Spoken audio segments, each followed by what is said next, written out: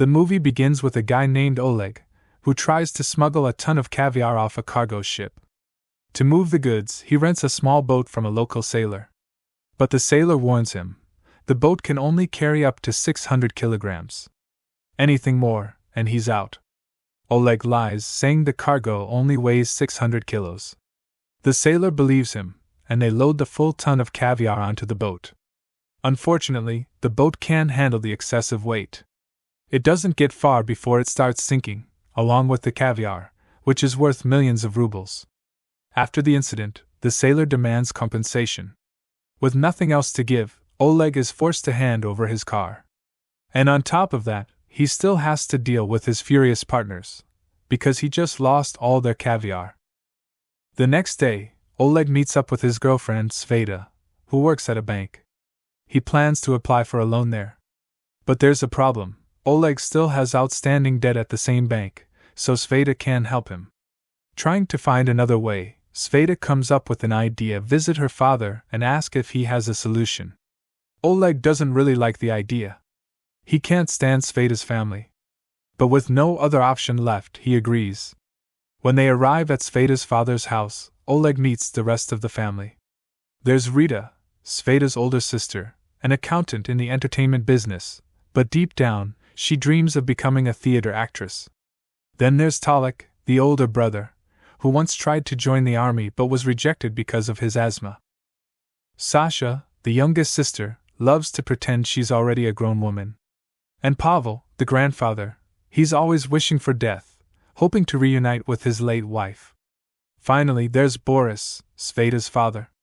A single parent who spends his days singing bizarre songs. He hasn't left the house in 5 years. Because he's on the run from the law. Oleg tries to talk to Boris about why he came, but first, he has to wait patiently until Boris finishes one of his strange songs. Just as Boris finally stops singing and is ready to listen, something unbelievable happens. A massive meteorite crashes right into the middle of the house. And lands on Grandpa Pavel.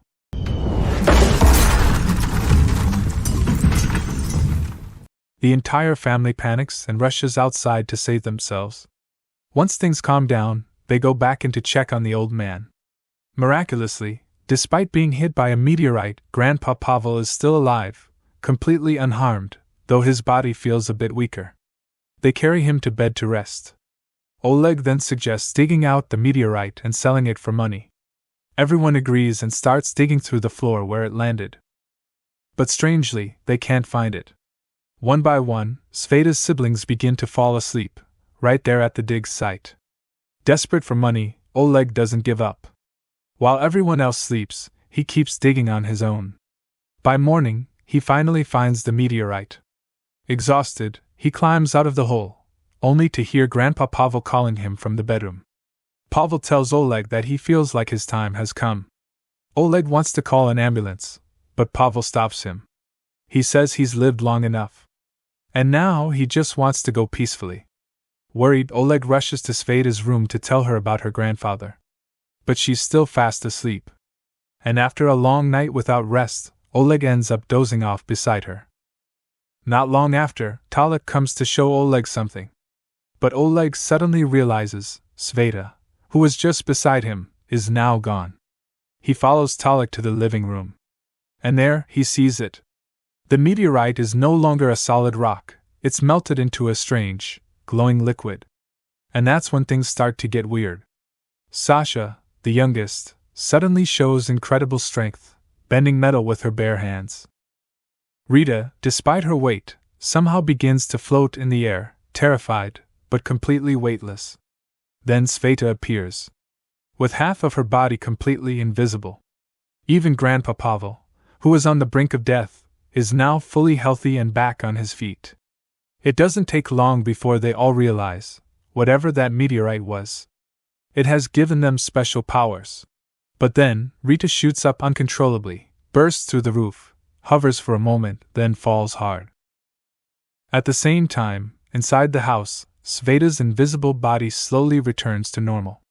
They rush out to bring Rita back inside, and tie her down so she doesn't float off again. Strangely, once she's back in the room, Sveta's body starts turning invisible again. That's when they figure it out. Their powers only work when the whole family is close together. That night, while feeding his dog, Talik finally discovers his own power. He can understand the language of dogs.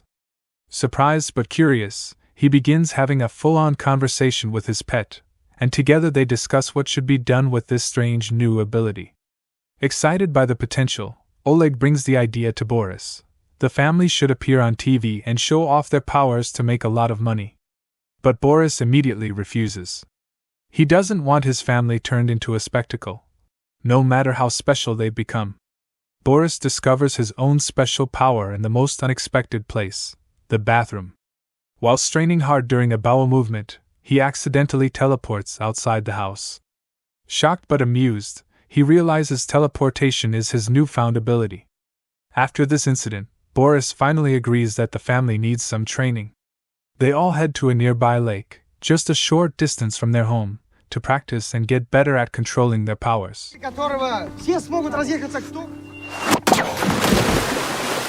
По 430 тысяч на каждого. Главное, вот что Борис Алексеевич скажет. Вправо ты заносит.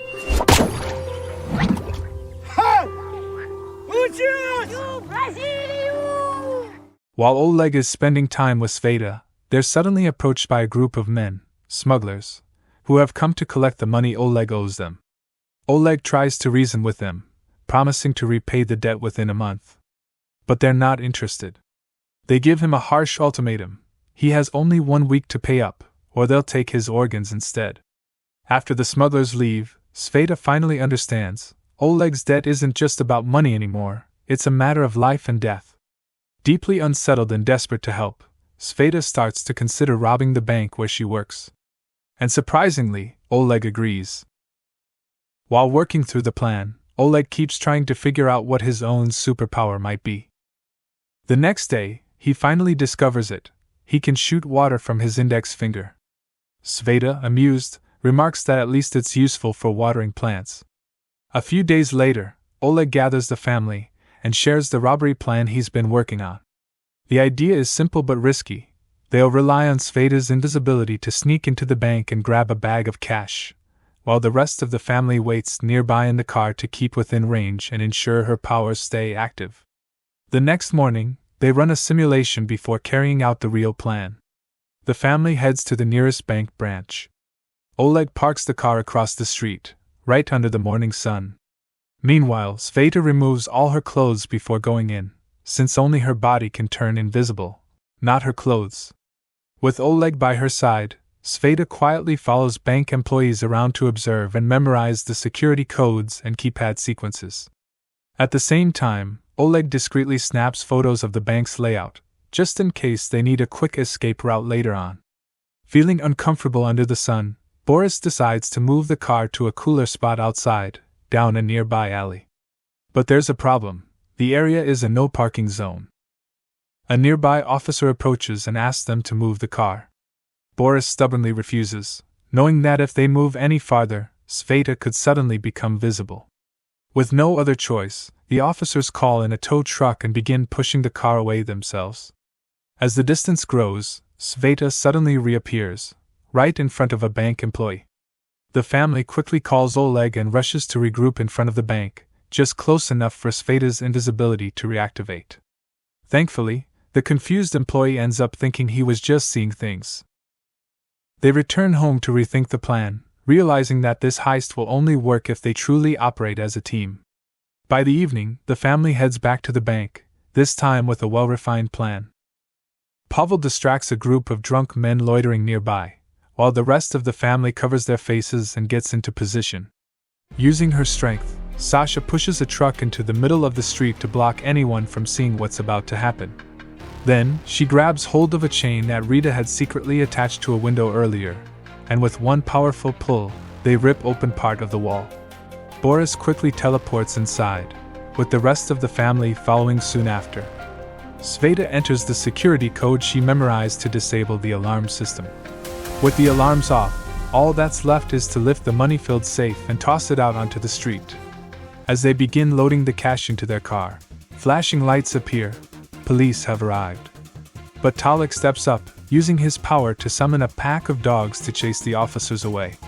With the distraction buying them time, the family gathers as much money as they can and makes their escape. As the sun rises, the family drives far away from the scene. While the others celebrate their success, Grandpa Pavel quietly withdraws from the group. He asks to be left behind, hoping, perhaps, that in solitude, he can finally pass on peacefully. After sharing emotional goodbyes, the family leaves him behind and continues their journey.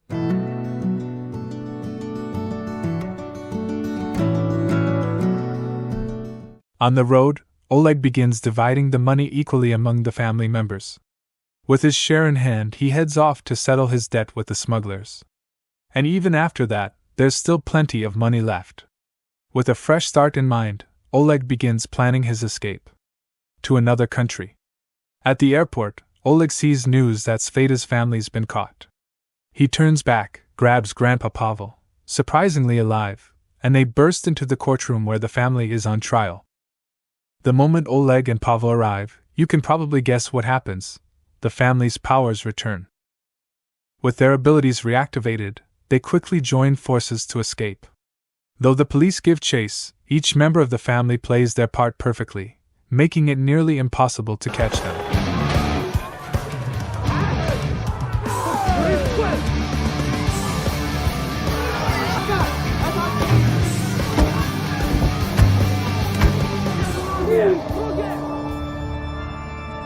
Взятки не брать!